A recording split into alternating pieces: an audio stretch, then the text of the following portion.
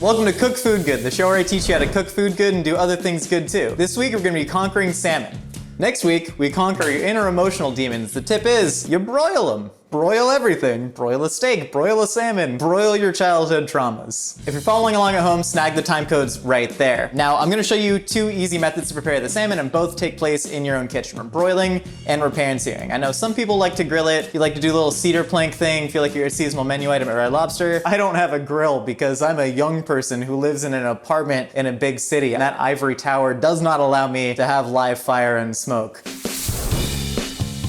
This is your normal grocery store Atlantic farm-raised salmon. It is absolutely delicious. It's what most people will probably eat. In an ideal world, I would be like, make sure you're getting the most sustainable fish. The world ain't exactly ideal. And frankly, it's a little less ideal than it was a couple months ago. Get the farm stuff, it's absolutely delicious. It's actually very sustainable. And even though they add dye to it, it's like, whatever, man. So we're just gonna cut the salmon into about 6-ounce fillets right here. If you notice, we're using skin on salmon. And the best way to cook skin on salmon is to pan sear it, because then you're actually going to get very, very crispy flesh. So you take your salmon fillet and, very importantly, dry it on a paper towel. Moisture, though the essence of beauty, is the enemy of crispiness. This whole show is a Zoolander reference, by the way. I don't know if people got that from the title. You have a pan that has about a tablespoon of light oil in it. So that's either vegetable or canola, most likely.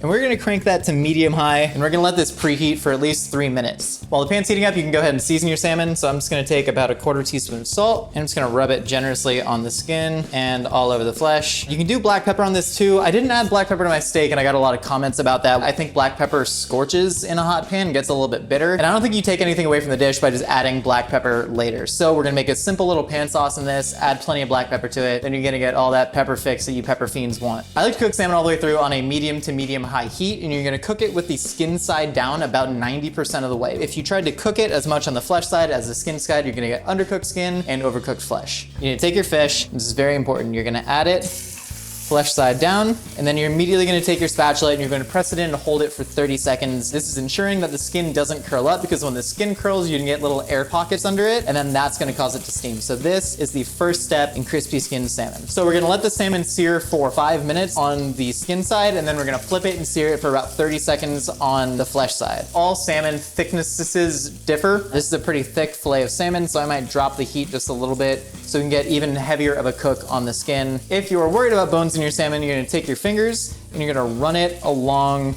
the line right there. Should have checked before I started cooking it, but if there are, you can just take a piece of pliers, or actually freshly washed nail clippers will do the trick. But this is normal grocery store salmon and it already comes pin boned. We're just gonna leave it about another minute and then flip it. Really quick sear on the other side. Do you wanna know some fun salmon facts? Salmon can swim upstream, and that to train for the Olympics, Michael Phelps actually lived like a salmon for a year. He did the Daniel Day-Lewis thing, where Daniel Day-Lewis, training for There Will Be Blood, only used technology that people would have used in that time period. Michael Phelps only used technology that a salmon would use. That's facts, look it up. Okay, so this has been searing for 5 minutes on the skin side, and we're going to flip it. Oh yeah, that skin is looking nice. You can't hear it, but it is shatteringly crispy. So we're just gonna count down from 30 seconds, and then this should be perfectly good to pull, and then we can build our pan sauce. There are some other salmon making methods that people like. They'll do the thing where they like put it in foil, which is what I grew up eating, which is mimicking a French technique called en papillote. Truly makes a garbage salmon. Please don't do that. Salmon has so much fat in it that it really, really likes a high heat cook. Most of the time when salmon is steamed inside of a foil pouch, it just becomes super dry and has no texture to it and is really mealy. So the salmon's been searing for about 30 seconds, and we're just going to take it.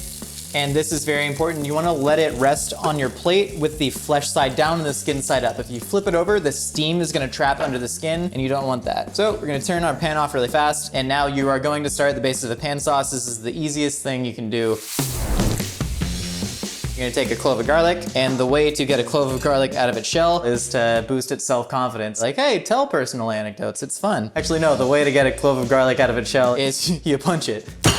And then it comes right out of the skin. That is the actual method that I use. In your hot pan, you're gonna add 2 tablespoons of butter. While that's melting, you're simply going to mince your garlic. We're just gonna drop our garlic into the butter, and just gonna give it a nice, quick little saute. The butter is gonna form the base of the sauce. You want it to get a little bit brown. It's gonna get like a really deep, nice, rich, nutty color. And then after the garlic is sauteed, you're gonna add a 1/4 cup of chicken stock.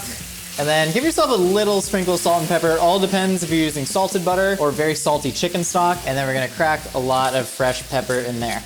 We're gonna let this sauce reduce for about 3 minutes, and when I say reduce, all that means is like cook. Like when you say reduce, you mean cook. Like anytime you cook in a sauce, it's naturally reducing. Then you don't wanna add your lemon juice until the end because that's gonna leave all of the nice freshness. So we're gonna take the juice of half a lemon. I just like to squeeze it with the flesh side up so no seeds get in there. Is that a seed or a garlic clove? We'll find out. If you have any green stuff, parsley, dried oregano, whatever, add that right there. And we're just gonna give this a nice shake. Let it cook for about 15 seconds, and then I like to take the salmon and I like to pour the sauce around the salmon and leaving the crispy skin intact. And then you're getting this beautiful kind of like saucy broth thing. If you're eating this with any sort of potatoes or rice, that's gonna be absolutely delicious. Let's see how the cook on this is. Right through the center, skin's nice and crispy. The texture inside isn't raw. This is looking perfect. Come on, that's a good piece of fish. There's normal ass grocery store salmon. The sauce is absolutely what kicks it off. There's so much fat in the salmon, so much brightness from the lemon in the sauce. That's delicious, but it's not the only way.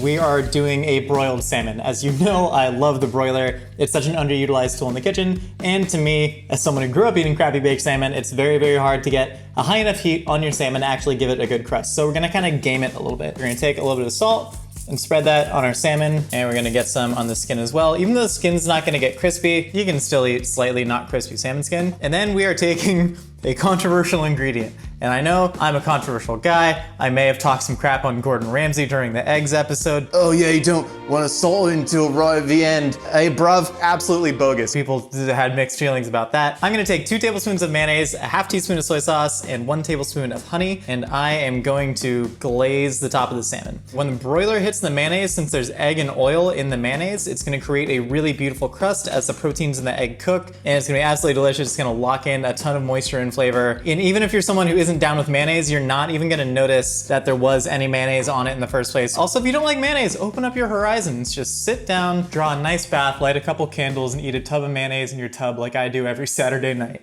Perfect. Now we're gonna take a ton of fresh cracked pepper and just put it on there. If you had sesame seeds or something, that'd be really nice. I like the combination of sweet and soy with salmon.